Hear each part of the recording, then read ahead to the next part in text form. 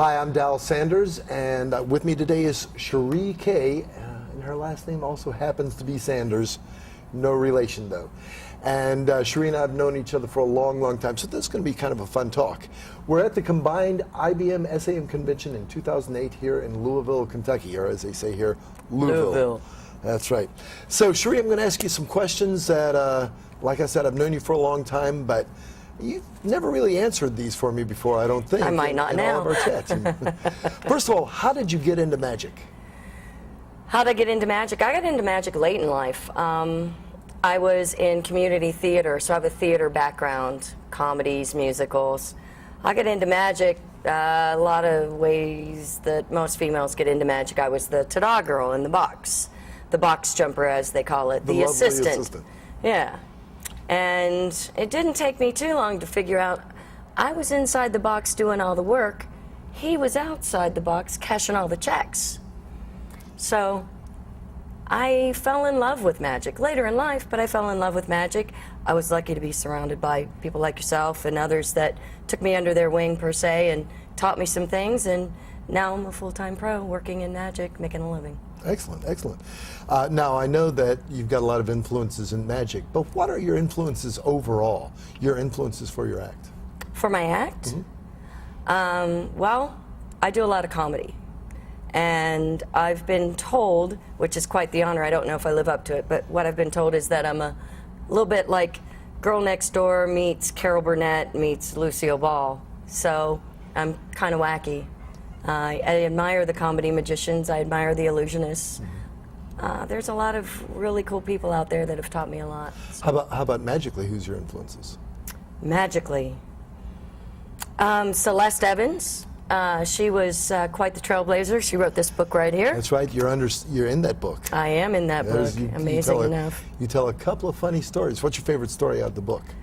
My favorite story out of the book would have to be of mine or of other people's that I've read. Of yours. Of mine.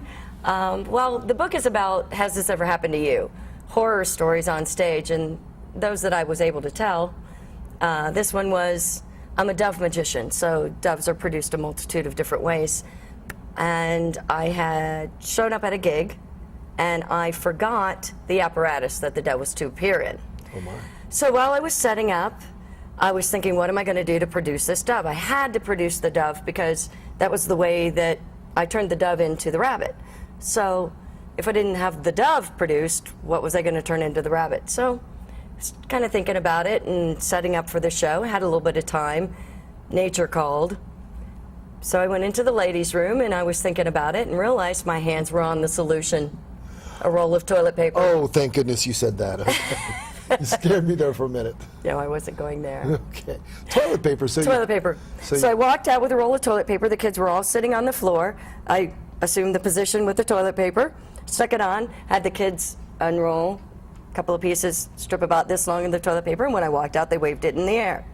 As they waved it in the air, I grabbed it from their hands and produced the dove. So it was nice. Actually kind of something that just happened by happenstance, but that's one of the things where, what do? You get creative. Necessity, the mother of invention. That's what Frank Zappa always said. Listen, I know you do a lot of different types of magic, everything from kids magic to adult magic. Now, I've asked this question of a lot of different people, so I want you to know that I asked this question a lot. This is my favorite question. I asked it to Johnny Ace Palmer right after he'd won the Cups several years ago. You do a lot of different kinds of magic. What kind of magic is your bread and butter? What do you do mostly to earn your living? It depends on the time of year. But I would say recently it's been mostly family-oriented shows. Shows that entertain kids and adults, though. Not just kidsy, but the adults are kind of getting a few of the jokes and having a good time. They're paying attention. They're not talking behind the Well, the reason I asked that, and Johnny Ace answered the question the same way. The reason I asked that is because so many magicians say, oh, well, I just don't do kids magic. And I really think that kids magic and family magic really is the bread and butter of any magician. I would have to agree. And I think the reason they say they don't do it is because they're actually harder than adults. That's right. They'll bust you. That's right. Adults will hold back. An adult, you're saying, watch right here, and all the adults look here while you're doing And the dirty kids work going, done. okay. The kids are looking at where you're doing the dirty work. They are. Hey. Kids they'll shout it out. If you had no obstacles at all in life, none, if you could do any kind of show that you wanted to, no financial obstacles, no time obstacles, no place obstacles, what would you want to do with your career? Wow. If someone just came in and said, here's a blank check, where would you like to perform? Where would I like to perform? That's a really good question. I love being on stage. I feed off of it. It's something that, like earlier today, the comedians were discussing that they get a little grumpy if they're not on stage once a week. I love the audience. I love the feedback.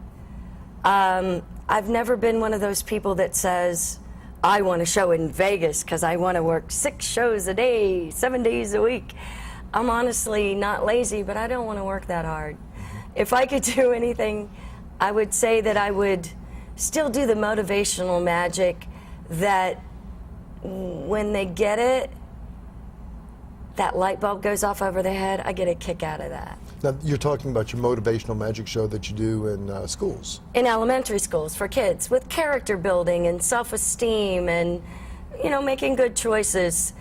They're cutting back so much at schools these days, and the kids are barely getting recess or lunch, let alone, anything in the arts. They're deemed not necessary, or not curriculum. So if I can go in and I can do a magic trick and they're laughing and they're having fun, and then all of a sudden they get a good character building, good choices message, well, I love that. I really do. Hey, listen, can you think back, I want you to think back to a time when you first felt like you were successful as a magician. Can you remember that time that you felt, oh, I really am getting across these kids, or I really am successful as a magician? Well, it depends on how you describe success. I do make a full-time living off of it. I'm not getting wealthy yet. Was it the time that you could pay all your bills as a magician, or was it a time when something just clicked, a person came up and said something? Well, for instance, like this, it's quite an honor to be asked. I mean, there are 2,000 people here and there's not that many interviews going on. So being someone that they feel is worthy of putting in the archives, I think that's success.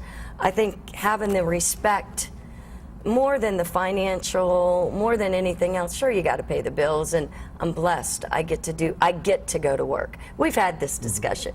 We wake up and we go, I get to do a show today. Instead of I got to go, do whatever.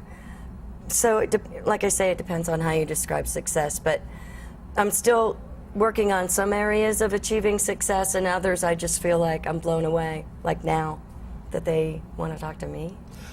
I'm going to talk to you about something you and I know about this, and you and I have had this discussion before, but now we're going to open it up to everybody. Oh boy. And I've been in your magic room, and I've seen your storeroom of gunners. Of gunners.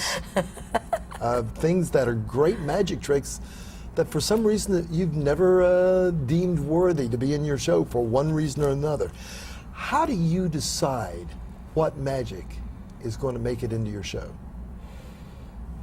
Well, one of the things is, does it suit my character? I'm not slow and methodic and dramatic. I'm more... Oh, you're dramatic. Okay, I'm not slow and methodic. But, so it depends on, does this trick really fit me? When I do a show, I think more about the show and what the show's about, or what my crowd's about. If I'm designing something for, say, a trade show, what they want the pattern to be, and then what tricks fit that. For a kid's show, it's one thing. For an adult corporate show, it might be the same trick, just totally different delivery. So I decide what goes into my show by first deciding, I might love a trick in your hands. There might be something that's really a great effect, and it works for you. And if I do it, I would look just kind of silly. Vice versa, maybe. But first, it's got to suit me. It's got to be my character. It's got to be something that works for me, that I can still be me and do it. And then it's got to be something that fits the show. If I've already got 3 or 4 card tricks in there, the last thing I need is another card trick. You know, so I try to steer, you know, away from that apparatus per se. In other words, I don't look in my gonna box, which every magician has, of tricks that are really good tricks that they are going to learn someday. Especially after they leave a convention like this. You know? Right, right. There's so many good things out there, and you see that, and you go, I want that, I need that, I got to have that, and then it's still there, you know. And there's still some really good stuff I have that I've been planning on learning, but I've been blessed enough that the things I have are actually really working well for me. So. Any favorite tricks? Like the one you can't wait to get to in a show? It depends on the show, but there's this one thing I do in the motivational show, I guess is a favorite, and that's called Magician. I get a kid up that wants to be a magician someday. It's a black bag of tricks that has nothing in it, turns into this cow print jacket and hat, and they're a magician, and it gets utterly ridiculous, and yeah. So they have this trick they're going to do, and the wands break, and they multiply, and they fall apart, and turn into the fishing pole wand, and then the pop wand, and eventually we figure out that magic doesn't live in the wand, that the wand's a symbol of the magic to give you something to see, but you got to be able to see the magic not just with your eyes, but with your heart where the magic lives, and that magic's all around you, but if you look for it just with your eyes, you're missing it. Nice. You got to open up the magic that's inside you, and believe in yourself, and make good choices. And so then the kid winds up doing a really cool magic trick without a magic wand. It's really fun for me because depending on that kid, it can be really great and really funny, and I feed off them goofing off and being the ham. I facilitate them being the star of the show. I don't pick on them. You know, it's a fine line, but watching that kid laugh and have fun and being able to whisper to them what's going to happen next, and so they know, it's really fun. And when they take the bow at the end and everybody's really excited, I like that. Seems to me that more than being a magician, you're more of a maker of memories for your audience. I hope so. That's great. Good ones. Just out of curiosity, do you have any favorite magical memories of your own?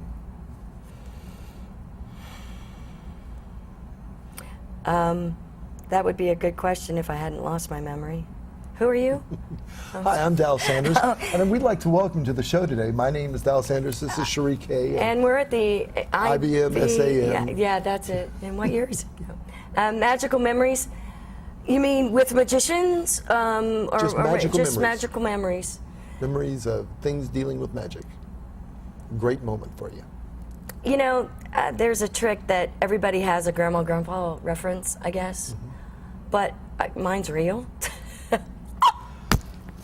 And my grandmother was a minister, and in the 50s when females didn't really do that as much, and she was quite the trailblazer, as Celeste was for females in Del Odell and many others in magic. And my grandmother, being a female minister, kind of at an early age taught me that glass ceiling's there, but you can't kind of tunk on it and break it and chip it away, you know.